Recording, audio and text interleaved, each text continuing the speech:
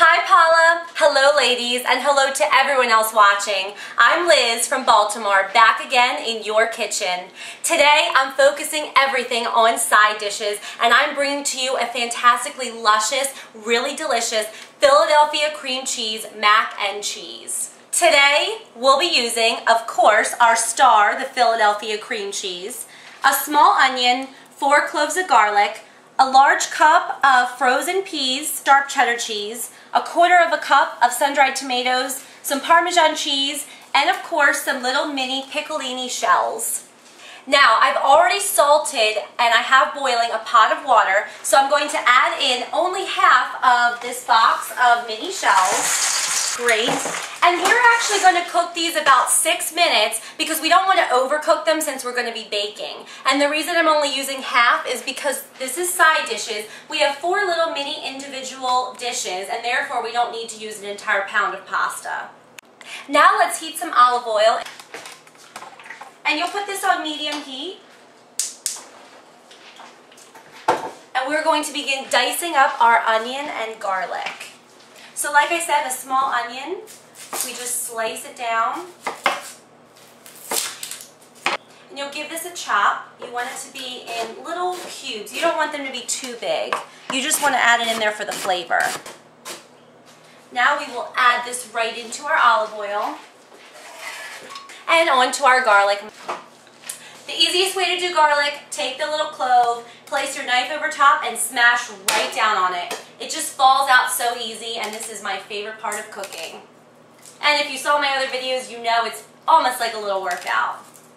The garlic just falls right out of its shell, and it makes it so much easier to work with.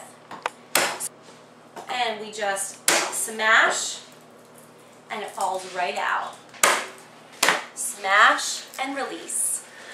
Now, once these are all out of their shell, you will simply give them a rough chop. Again, this is going to add lots of flavor to our nice macaroni and cheese. As you may have guessed, we'll add this right into the pot. Now that my onions and garlic are nice and sizzling, I'm going to add a pinch of salt just to sweat them out a little bit and just to add some nice layers of flavor. It's all about the layers of flavor. Now while my onions and garlic are sizzling away, I'm going to grate 8 ounces of sharp cheddar cheese. I guess you could say I'm somewhat of a world traveler. I've traveled to Spain, Italy, Mexico, Bulgaria. My husband's Bulgarian. But it's funny because when you go to some European countries and you tell them where you're originally from, I was actually originally from Philadelphia. So I used to tell people, oh, I'm from Philadelphia. And they used to go, oh, Philadelphia. And they would do this type of a movement. And at first I wasn't sure what they were talking about. And then all of a sudden it dawned on me, Philadelphia cream cheese, because they spread the cheese. And as soon as I said that, they said, yes, Philadelphia cream cheese. Next up, I'm going to add in my Philly cream cheese to get those onions and garlic really nice and creamy. And this is going to be the base for our entire dish. Cut the cream cheese into chunks, because then once you add it, it melts a lot more evenly and you don't just have a big glob of cream cheese. So I'm just chunking it like this, and you'll just slice it one more time down the middle. And we will add those in. You can just add them in right with your hands. And you'll want this on about low heat at this point because you don't want to burn the onions and the garlic, and you want this to melt nice and slow. And we're just going to let this start to slowly melt together. Now I'm taking about a 1/4 cup of sun-dried tomatoes packed in olive oil with a very long spoon. I'm just going to put it into a small food processor. Make sure you get all of the olive oil. This will add so much intense flavor in our dish. It's going to be so delicious. Attach that, and you're just going to chop it up. You want a nice paste. Make sure it's nice and even. You don't want any big chunks. Just imagine this blending in with that luscious cream cheese. It's going to be so delicious. That looks like it's pretty well blended. Now we'll add this right into our cream cheese. It works really well if you have one of these silicone spatulas because you can really scrape everything out. So nothing will get wasted. I'm Italian and we hate wasting food. Now that this is nice and melty and looking phenomenal, I'm going to add in 1 cup of heavy whipping cream, and I'm going to add in a tablespoon of unsalted butter. Now we're going to turn the heat up to about medium heat, and I'm going to season this again with some layers of flavor, some black pepper. I just like to give the top a nice good coat of that. I'm also going to use some garlic powder just to bring out the flavor of that garlic. I'm going to use some crushed red pepper to taste. I like my food spicy. And also a pinch of salt. Great. Now we're going to mix this together. Get everything nice and melted and creamy. While you're mixing, slowly add in a ½ cup of Parmesan cheese. This really packs a lot of flavor as well. See how the sauce is already starting to thicken and get really, really nice and creamy?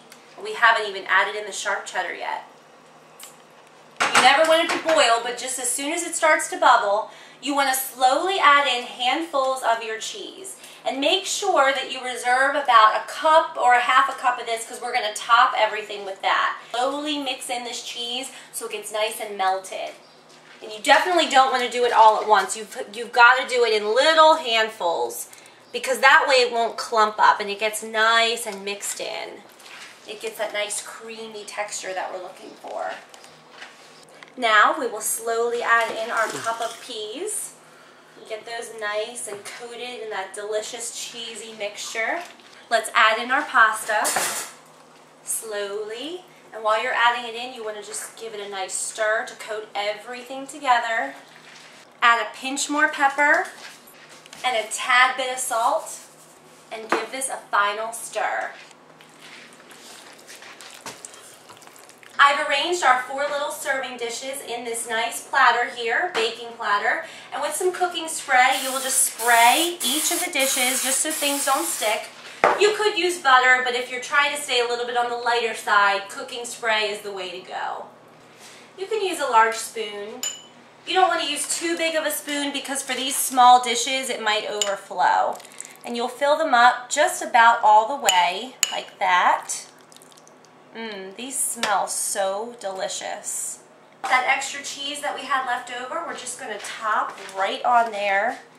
And like I had mentioned, this is going to give it that nice golden brown, nice crispy crust right on top that we all love. The final step before we bake these to perfection, we're topping with a little bit of breadcrumbs. Not too much, but just enough to give it that nice color. And I'm using the Italian seasoning, so it's going to give us that nice Italian flavor right over top.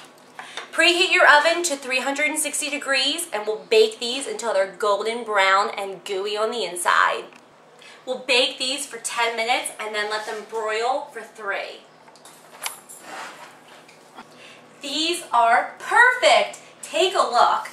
The tops are just this golden brown, slightly crispy. The cheese is all melted. You can see the spices from the breadcrumbs. These are going to make the absolute perfect side dish, perfect to go with steak, fish, chicken, really anything. And they're individual, so you're not going to get really, really full from eating it. It's the perfect size and the perfect mac and cheese.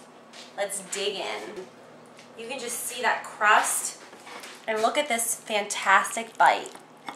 Complete with peas and sun-dried tomatoes, garlic, onion, nice and steamy.